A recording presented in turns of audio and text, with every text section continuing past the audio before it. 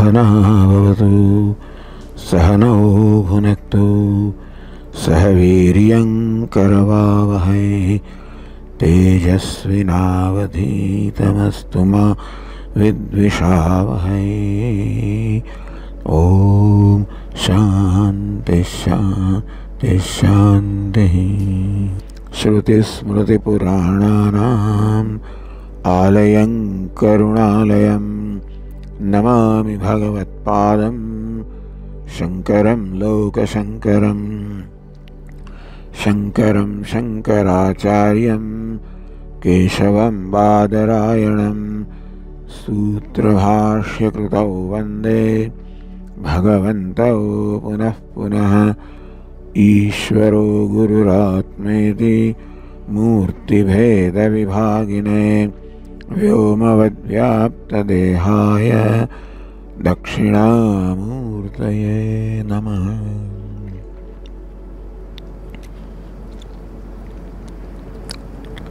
तत्तु समन्वयात् तद ब्रह्म तू is for पूर्वपक्ष व्यावृत्यासम, meaning that the Purvapaksha stated that the Tatparya of the Upanishads also is in karma, as discussed in the earlier class. Amnayasya kriyarthatvat anarthakam atadarthanam, that any statement of Veda which do not directly or indirectly support the vidhi or injunction of karma, they are meaningless. And so these Upanishad Vakyas do not in any way directly or indirectly support the karma, because the Upanishad talks about parinishtitam vastu brahma, that is already existing, and therefore it is not. And then Brahma is again Atma, the self. Therefore Brahma is not available for heya or heyatvam, upadayatvam.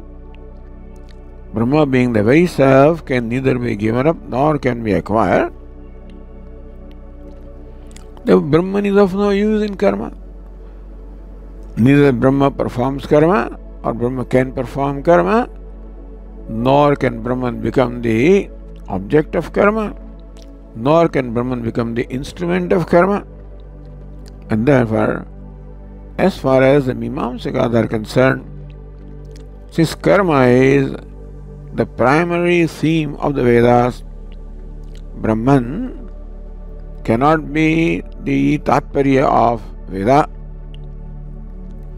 And that is where, and therefore Brahma also cannot be Tatparya of the Upanishad. Vedantin says that Brahma is a Tatparya Upanishad. It is true that Brahman is parinishtitam vastu. It is already an existing entity, and it is the very self.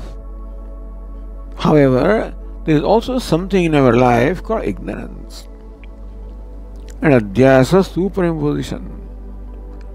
Brahman is limitless. It is my very self. And therefore, ideally, I should always feel full, happy, completely satisfied, free from all sense of limitation, all sense of bondage, all samsara. That is my essential nature, and that is how I should be feeling all the time. Whereas what I feel is quite contrary to that. Not only do I not feel free, I feel bound. Not only do I feel full or complete, I feel incomplete, lacking, wanting. Vedanta says that this is not the reality about the self. It is the misconception about the self created by the ignorance. Vedanta explains that ignorance has two aspects: Aavaran and vikshepa. Just as in case of the rope snake example, when what is there in front of me is the rope,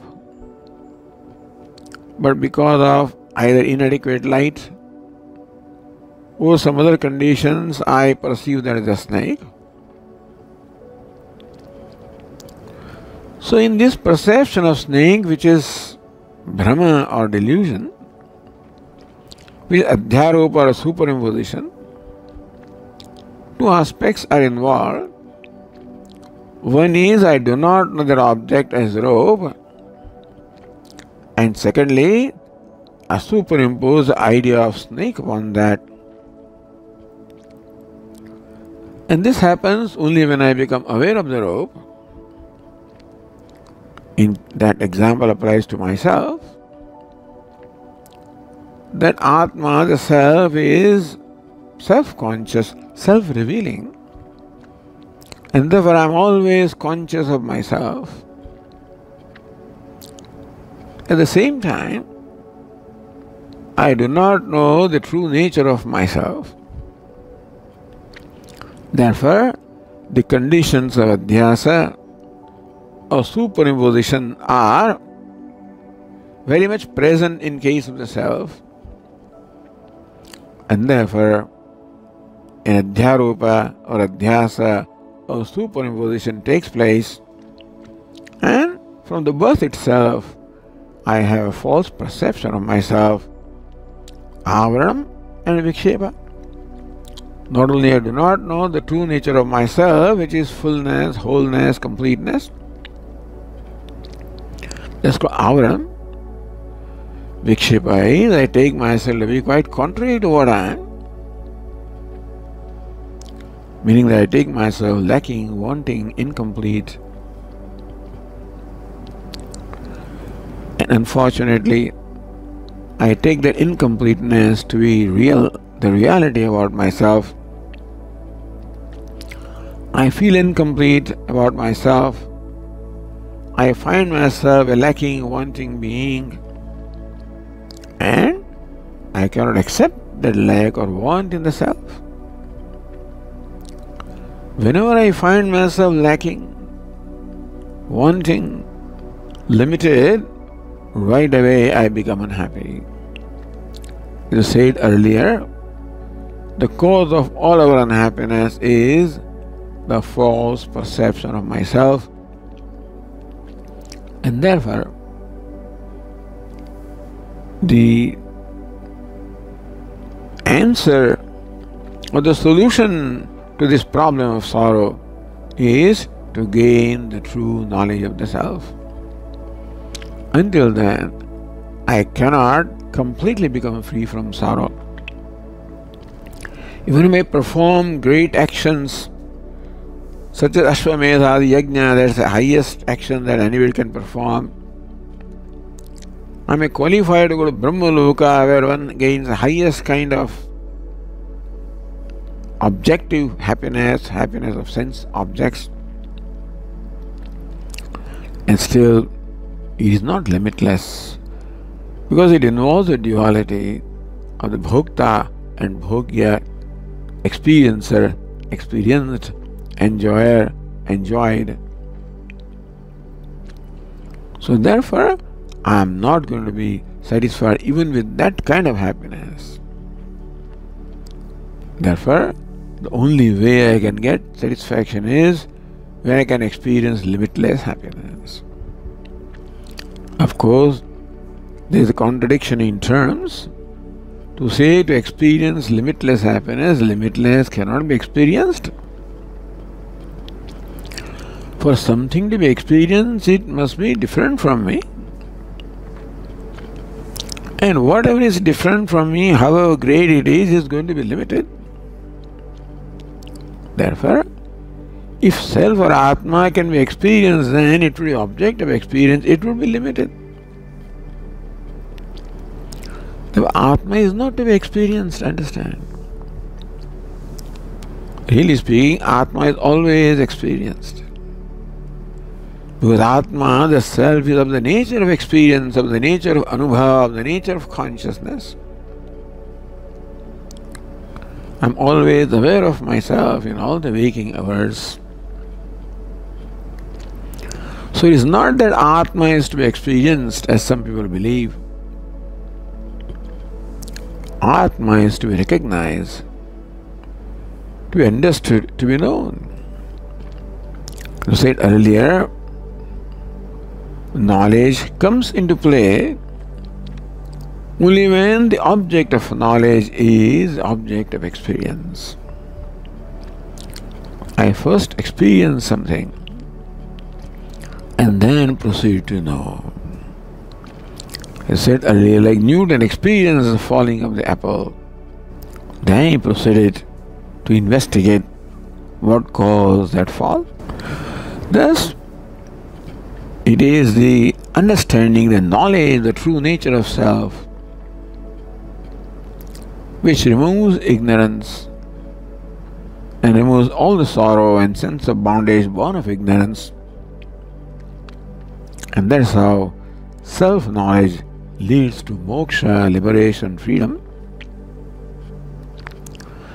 Not that self-knowledge creates something new. Not that moksha or freedom is something that is created.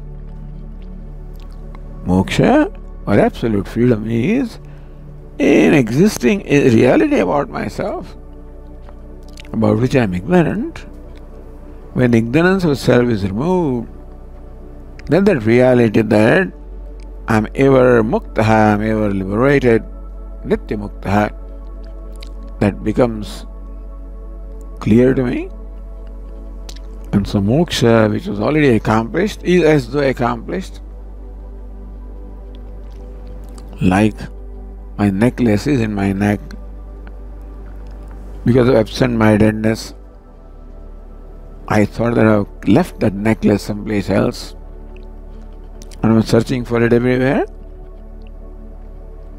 Somebody points out, Swamiji, what are you looking for?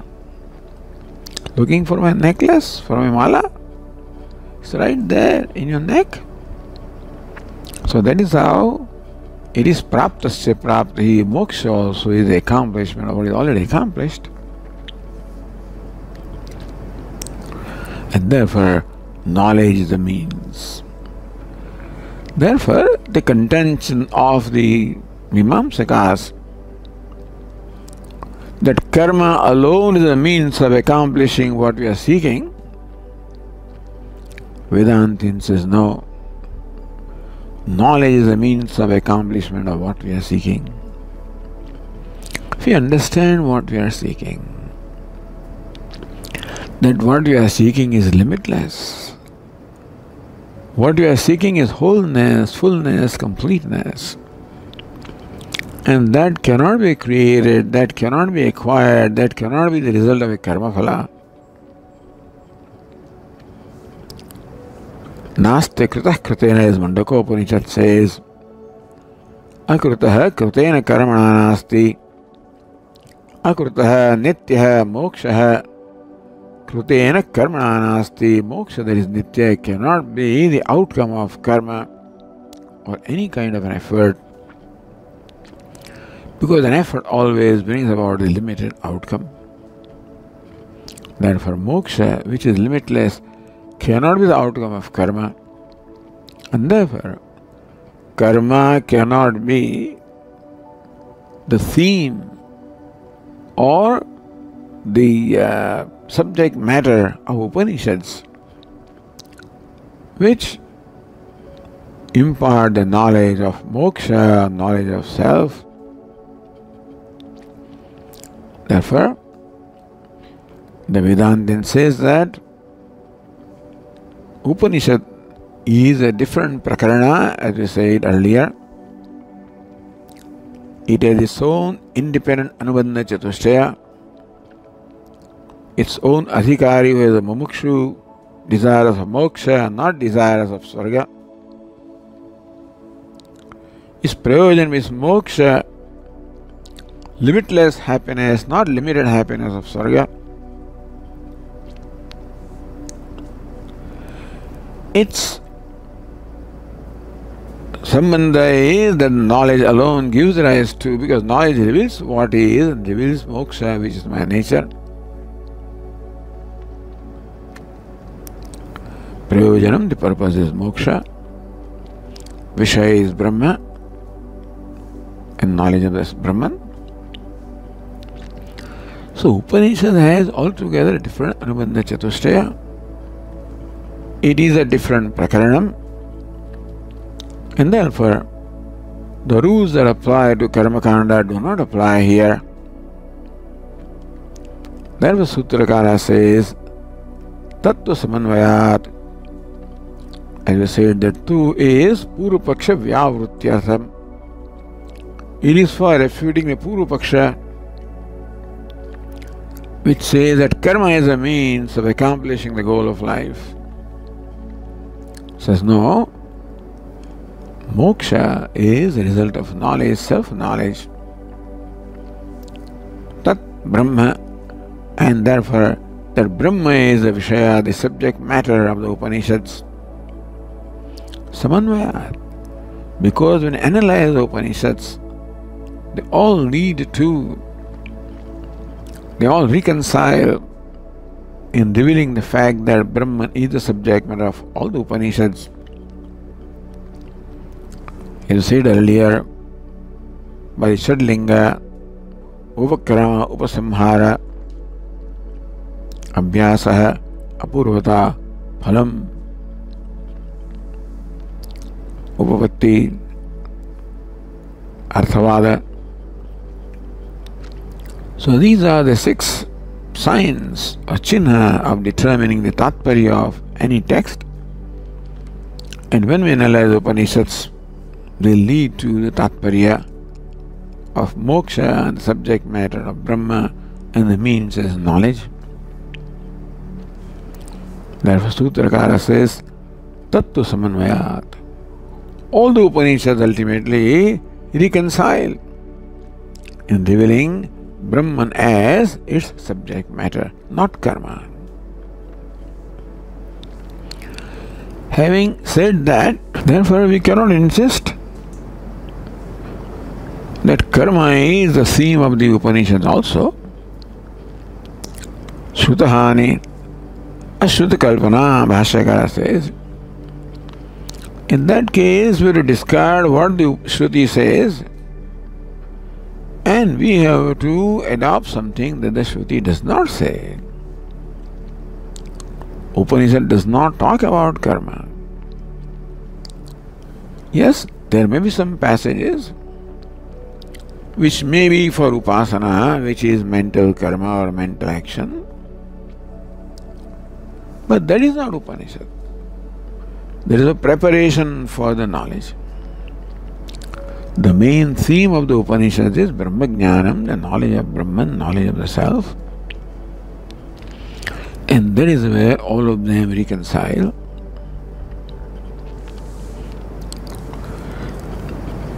Therefore, we cannot interpret Upanishads in any other way. Now, what do the Upanishads say about Brahman, about the self? Tat kenakam pashyet, kenakam vijaniyat. Says, when you know the self, who can see what with what? Who will know what with what? Meaning that, who the subject, the object of action, the means of action, all of them reduced to one. Therefore, there is no knower apart from the known, apart from knowing, the knower, the known, the knowing, all of them resolve into one. That is called non-duality. That advitiyatvam. The non-duality is the very basis of the whole life. This is what the Upanishads teach. And this is in spite of the fact that what we experience is duality, or looks like what we experience is all duality. I am the experiencer. The world is the object of experience, and there is an experience taking place. It looks like all of vyavahara, all of our transactions, interactions are all based on this duality of the subject and object and action and means of action. Therefore, we take that to be the reality. We take the diversity and multiplicity of reality. I find that everything, every name and form in the universe is different from another name and form. And thus I find that there is a great diversity. Something is superior, something is inferior. There is disparity. There is manyness, diversity, disparity. This is what we experience. And therefore, that our conclusion is that all that there is diversity. That I am different from the world is different from me. With that conclusion, I live my life. The Brihadaranyaka Upanishad says, Brahmatam paradat ya atmananyatra brahma veda. Very beautiful statement. Brahmatam paradat. Here Brahma means the Brahmana jati, meaning that anybody, any individual, whether it's Brahmana, Kshatriya, Vaishya, Shudra, man, woman, whoever it is, tam paradat. That Brahma or that person rejects me, ousts me, rejects me, when I look upon that person as different from myself. Brahmatam paradat ya atmananyatra brahma veda. Brahma rejects that one. Here Brahma means the Brahmana rejects that one. Who looks upon that Brahmana, looks upon himself as, who is looked upon as different from the other one. But Swamiji, I don't reject anybody. People look upon me as different from them. I don't reject them. Well, rejecting may not be very evident to us. But rejection happens by way of excluding others. What is meant by the other person looking at me as different from him or her is that I feel excluded. And my response is to exclude the other person. So if you look at our life, our vyavahara, interaction, transactions are all meant or based on mutual exclusion. I exclude the one I come in contact with, and in turn, that entity excludes me. This is not a deliberate thing. It's not I decide to exclude somebody. That exclusion automatically happens. And therefore, we are not comfortable. We are not comfortable when we feel we are excluded. When we feel we are not included. And that will happen whenever, even though the person may be very close to me, as long as that person is looked upon as separate from me, I am looked upon as separate from that person, there is going to be a distance, going to be a lack of total acceptance.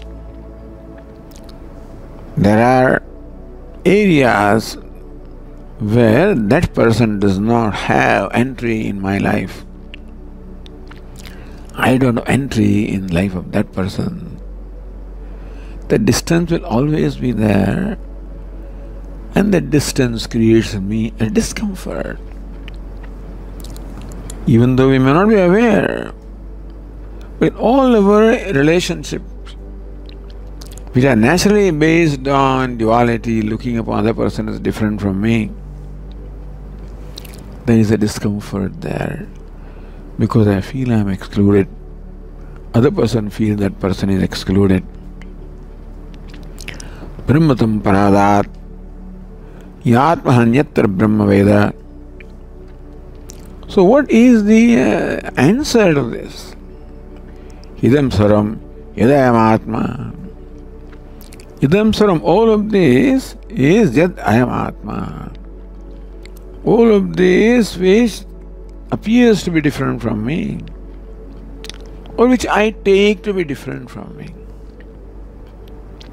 is in fact self. I am Atma, this self. But Swamiji, why do I take others as different from me? When, as the Upanishad says, we are all one, how come I take them as different from me? That is because I have unfortunately confined myself to this body, sense, mind complex. I think that I'm as good as the body, as big as the body, as big as the mind, meaning that as limited as the body, as limited as sense organs, as limited as mind. And this is my judgment or conclusion about myself that arises on account of the adhyasa, the identification of the body, mind, sense complex. And therefore, I have confined myself to this upadhi of body, mind, sense. And that is the reason why everything that's outside this body, mind is different from me and I am different from them. I never stopped to question my conclusion. I never stopped to question this basis of my interactions, my this vyavahara. And the life goes on like that. No wonder that human being is a very unhappy being, because the very basis upon which he interacts, very basis upon which he lives his life, very basis upon which he sets his goals, very basis upon which he makes his efforts to achieve those goals, all of these are based on this duality, this mutual exclusion, this division.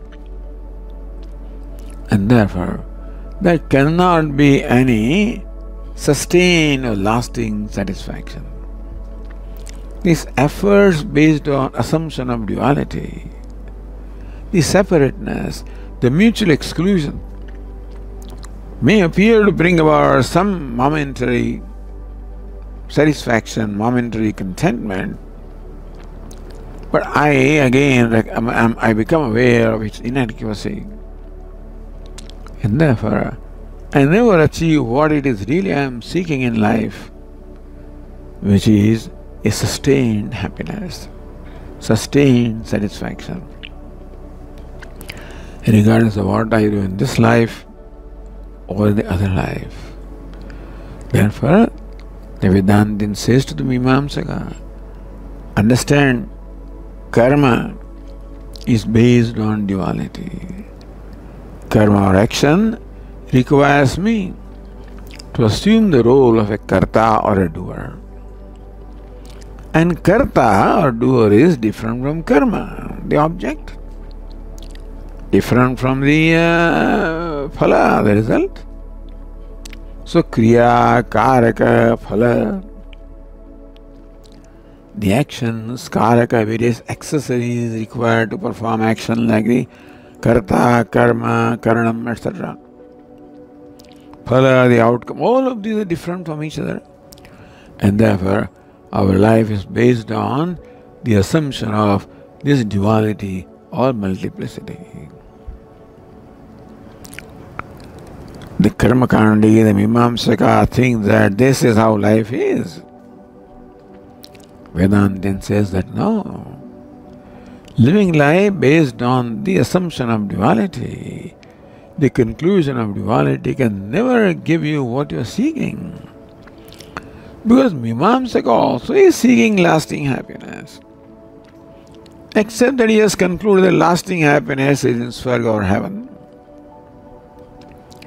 We said earlier, as long happiness is an experience coming from a source other than myself, it can never be complete.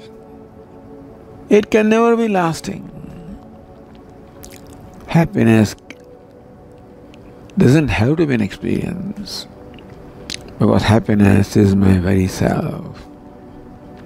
Unfortunately, on account of assumption that I'm unhappy by nature, happiness is separate from me, and therefore I'm always struggling to become happy, struggling to acquire those means which make me happy.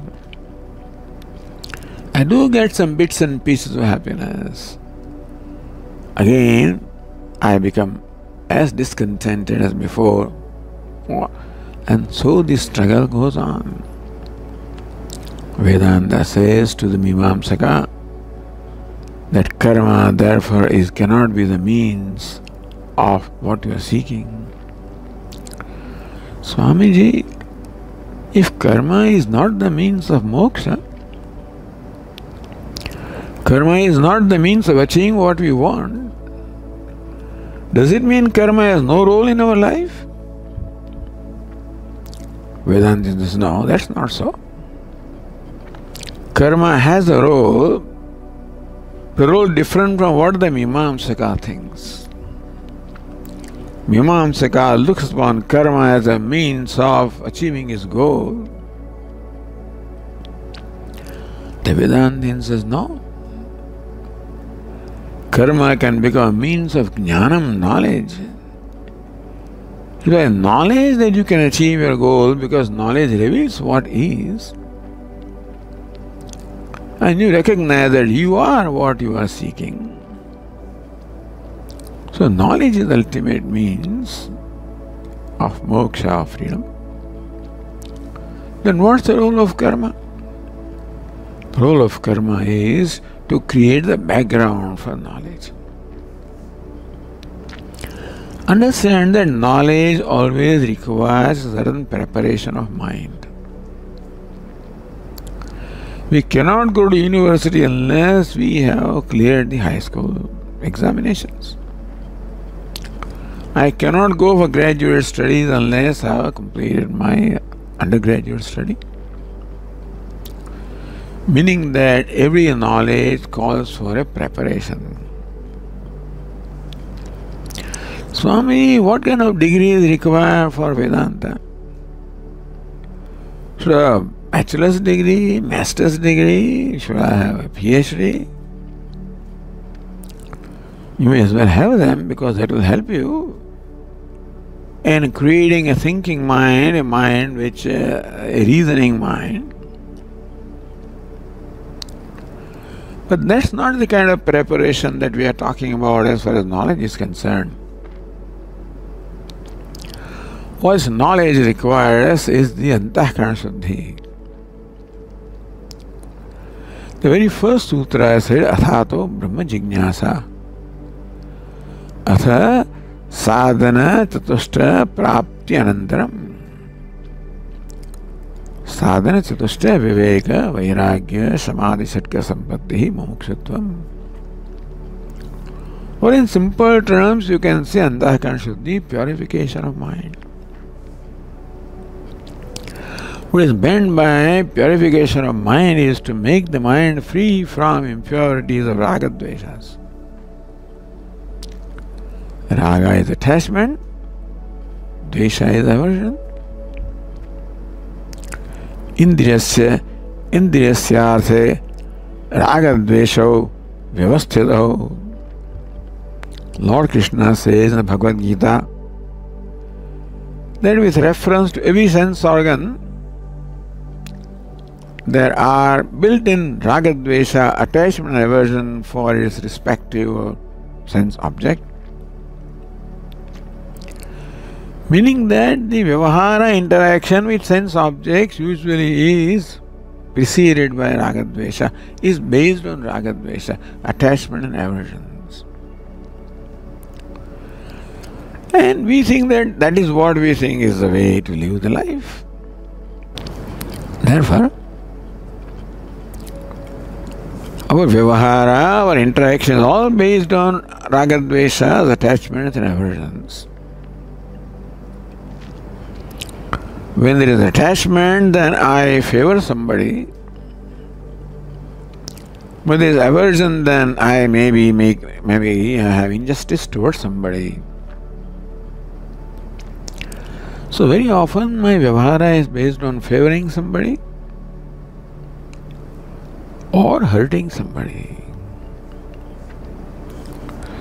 And that unfortunately only multiplies his ragadveshas, attachments and aversions. Any vyavahara, karma, interaction based on ragadvesha will only create ragadvesha in it as a result. And this ragadveshas, attachments, aversions get multiplied. And that is what distorts my perception. I cannot see things as they are when my mind is colored by either attachment or aversion. When there is attachment, I can only see the virtue in that thing. With aversion, I can see only the defects there. I cannot have a balanced view of anything when the mind is propelled by attachments and aversions. Therefore, it is important to make the mind first free from these attachments and aversions, raga and dvesha, and that is where the role of karma is. Mimamsakas will say that purpose of karma is to accomplish what you don't have. That you are unhappy by nature, you don't have happiness, therefore karma is a means of acquiring happiness which you don't have. Vedanta says no, happiness is already accomplished. The question is, if happiness is already accomplished, if what you want in life is already accomplished, already your nature, what's the role of karma? What's the role of effort? What's the role of karma kanda? Vedanta says that role of karma is not to be a means of acquiring what I don't have. Role of karma is to help me appreciate what I have by providing antahkarana shuddhi, by being a means of purification of my mind. And this is what Lord Krishna teaches, that perform the action in the spirit of giving or contribution. Perform nishkama karma. Perform karma not motivated by fulfilling personal agenda. Perform action without any personal agenda. Meaning that do not use action as a means of fulfilling your personal agenda. Perform action as a means of fulfilling Ishvara's agenda. Agenda of the universe. That is called offering the action to the universe. So karma has an important role from the standpoint of Vedanta. Vedanta also respects karma kanda, respects also the rituals and everything prescribed by the karma kanda, the dharma, the do's and don'ts prescribed by karma kanda. Vedanta also is a Vedika. Just as the Mimamsakas look upon Vedas as Pramanam, the Vedantin also looks upon Vedas as Pramanam. But Vedantin thinks that is a better understanding of Veda than what the Mimamsakas have. Vedas are Pramanam. Karma Kanda also is Pramanam. But Tattu Samanvayāt, the whole purpose of the entire Veda, not only of the Upanishad, the purpose or the purport of the entire Veda is in revealing Brahman, in self-knowledge. In that sense, we can reconcile also the role of karma kanda. Karma kanda also has also samanvaya with reference to Brahma. Karma kanda, by way of providing various means, karma, which can as well be performed as an offering to the universe, an offering to Ishvara, as my contribution. But Swamiji, I don't have anything. What can I contribute? Well, one may think one doesn't have anything, but we have. I may not be a wealthy person, may not be a powerful person, may not be a famous person. Wealth, power, fame, which are considered to be the desirable means, I may not have. And so I may not be able to perform great actions. But I have other kind of wealth, which Lord Krishna calls the Devi Sampatti, the divine wealth. I have the boundless amount of compassion, boundless amount of kindness, boundless amount of goodness. Swamiji, I don't feel that. I don't think I'm a kind person. I don't think I'm a compassionate person. I don't think I'm a giving person. Well, you are. Except that it may not be very evident to you, that your kindness may not be evident to you. Then we have to invoke that kindness from ourselves. And there the rule is, fake it till you make it. You act as though you are a kind person. You act as though you are a wealthy person. You act as though you are a giving person, a generous person. In course of time, that generosity, that kindness will become reality, because that indeed is your nature. Right now, that nature of kindness, generosity is as though veiled on account of ragadveshas, attachments and aversions, or kama, krodha, lobha, the cravings, the anger, the greed. Therefore, my true qualities, the virtues, are as though veiled by these, what Lord Krishna calls the demoniac tendencies, the asuri sampatti. And therefore, I constantly invoke that Devi sampatti from me, which is in there. In course of time, I can transform my nature to a kind, compassionate, generous person. I may not have that material wealth in terms of the power, fame, money, but I have the infinite amount of wealth in terms of kindness, compassion, goodness.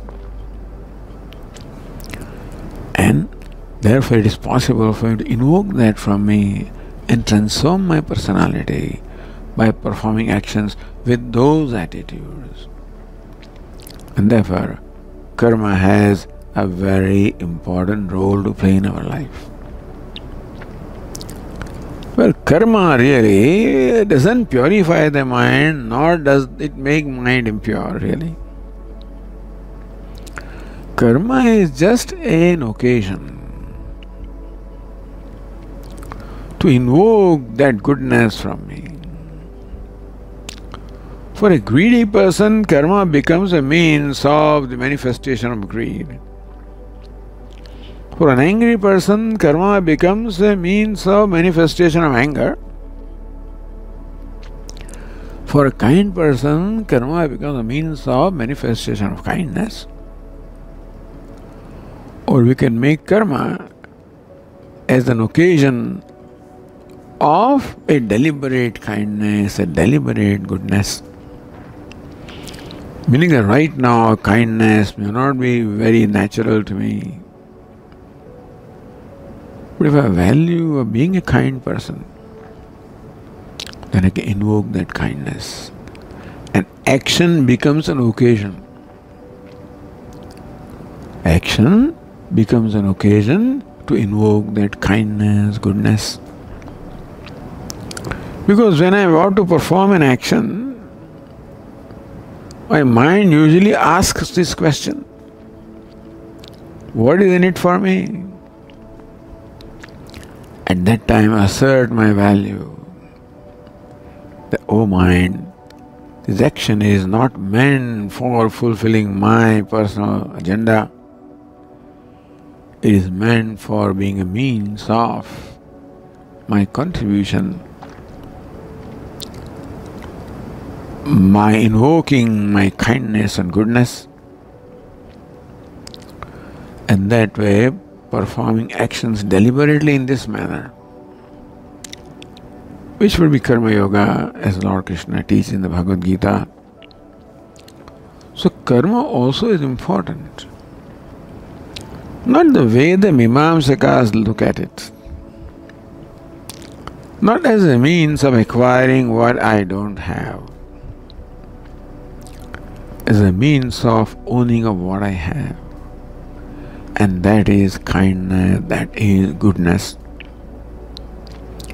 There are all these great virtues which I have, which appear to be hidden right now. To own up those virtues, karma can very much become the means of manifestation of my virtues. And that way I can progressively transform my mind. There is in Vedanta called antahkarana shuddhi, purification of mind. And that is what we require for knowledge. In simple terms, the knowledge requires vairagya, dispassion. Meaning freedom from raga and dvesha. That's the most important virtue, vairagya. And that's what karma yoga, or performing karma with these attitudes, enables me to gain, and that's vairagya, dispassion, freedom from passions of raga dveshas, meaning a mind which enjoys tranquility, enjoys sattva, enjoys contemplativeness. So what we require is a contemplative mind which becomes a means of knowledge, because we need to contemplate. In Vedanta, when Vedanta is praman or the means of knowledge, Vedanta consists of statements, which is called Shabda. So Vedanta is Shabda Pramanam. Meaning the Shabda becomes a means of knowledge. Shabda, by understanding, Shabda means word or a statement. By understanding the meaning, I gain the knowledge that the word or the statement has to convey.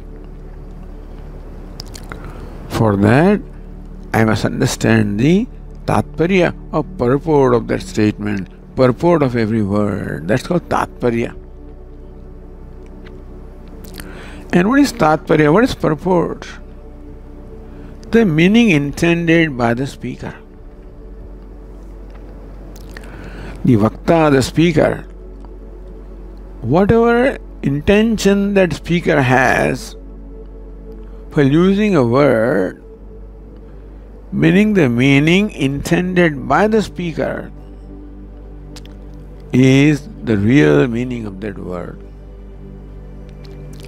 Meaning that you understood the meaning of word when we understand that the same sense in which the vakta or the speaker is intended, it's called intended meaning, tatparya, purport. So Shruti also is communicating to us in words.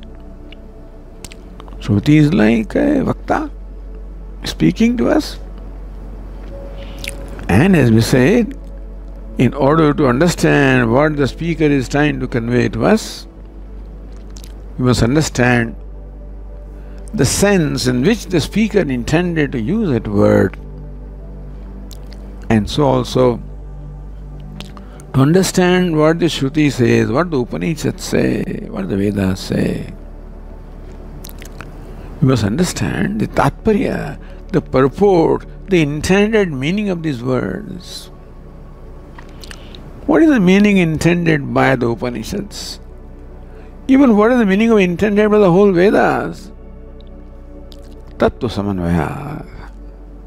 Samanvayāt, the purport, the intended meaning of the Vedas, of the Upanishads, is in conveying Brahma. That is the primary subject matter of the Veda. Karma is a secondary subject matter. As we said, by creating a background for the knowledge of Brahman, just as in Bhagavad Gita, it is Srimad Bhagavad Gita su Upanishadsu Brahma Vidyayam Yoga Shastre Shri Krishna Arjuna Samvade. Bhagavad Gita also has the primary subject matter of Brahma Vidya, the knowledge of Brahman. The secondary subject matter of Yoga Shastra, in that case Karma Yoga, Bhakti Yoga. And so also in Vedas, the primary subject matter is Brahman, the knowledge of Brahman. Karma becomes a gauna, secondary subject matter. Karma is upaya, jnana is upeya. Karma is a means, jnana is the end. And that way we reconcile the entire Veda.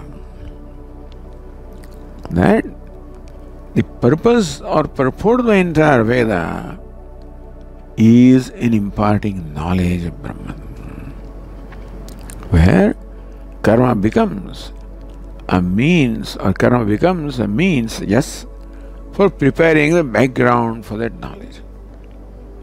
And therefore, jnana or knowledge, self-knowledge, the knowledge of Brahman, is immediate means for moksha, whereas karma becomes an indirect means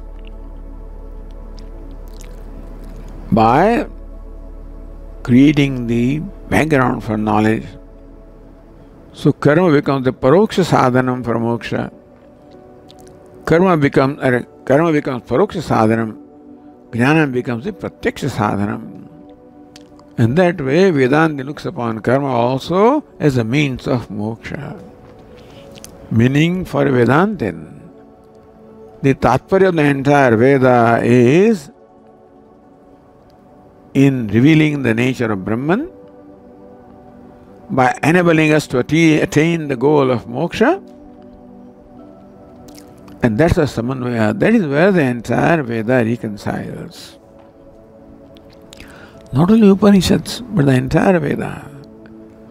When you look upon Karma Kanda as a preparation for knowledge, as upaya for jnanam, then the entire Veda becomes one text, not two texts. With one adhikari, mumukshu is the adhikari. And knowledge is a means, moksha is a goal, prayojanam. And means is that the mean of the knowledge itself becomes a means of moksha. No karma is required. Nothing that separates the knowledge from moksha. Bhashyakara always makes it a point that knowledge, self-knowledge or knowledge of Brahman is immediate means of moksha. Just as light becomes immediate means of dispelling darkness and revealing what is, so also knowledge becomes immediate means of dispelling ignorance and revealing the nature of the self, revealing nature of reality as Brahman. In that sense, Tattu Samanvayāt. The Samanvaya of the entire Veda would be in Tat, in Brahman, where we look upon this as not two texts, as one text. Because Swarga doesn't deserve to be the goal. Vedanta didn't say that. Well, for those people who are not ready at all, who don't have the maturity to understand that moksha is the ultimate goal of life, for them Swarga can become the temporary goal. Swarga or heaven. But important thing is not heaven, but then the means that you undertake in order to attain that heaven, and that is karma, that is dharma. So dharma is a means of attaining that kama or swarga. Dharma, artha, kama, moksha. Where kama can mean swarga. And dharma or karma can become a means of swarga until one is not gained that maturity.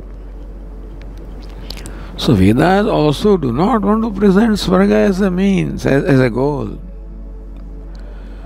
But just as a mother satisfies the desires of a child, child doesn't have the maturity, it wants one candy, second candy, third candy, and mother cannot, child doesn't have the doesn't have the maturity to understand how candy is damaging to the health.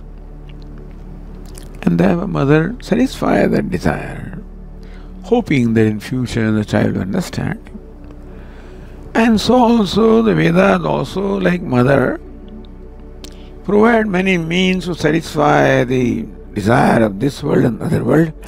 Ultimately, Veda, being the mother, has a true well-being of the human being in mind. Therefore, Vedas also present moksha as the goal, only goal of life. And even when Vedas prescribe many rituals for worldly ends, the important aspect of the rituals is dharma. That all the artha, attainment of artha and kamas were based on dharma, the righteousness. And that is the primary purpose of the karma kanda, to teach dharma. If you want to say there are two topics of Veda, topic of karma kanda is dharma and that of Upanishad is Brahma. But again, dharma is meant for antahkarana shuddhi, for creating a background for jnanam, which then becomes a means of moksha. So karma is a secondary purpose, jnana is the primary purpose of Vedas. Tattu Samanvayāt, therefore, the entire Veda reconciles. When we understand moksha as a purpose and Brahma as Brahma jnanam of Brahma, this knowledge of Brahma as a means of that moksha, we understand the Vedas in that manner, then there will be really reconciliation of our mind. Then we will be able to relate to Veda in an appropriate or mature manner. And therefore, Tattu Samanvayāt, even the Mimamsaka said that karma or ritual is the primary subject matter or topic of Vedas. Vedanta said that no, it's jnanam that is the primary means and karma is the secondary means. And that way, there is samanvaya or reconciliation of the entire Veda and of course particularly the Upanishads. Hari Om. Om Purnamadah Purnamidam Purnat Purnamudachyate पूर्णस्य पूर्णमादाय पूर्णमेवावशिष्यते। ओम शांति शांति शांति। हरि ओम। श्री गुरुभ्यो नमः। हरि ओम।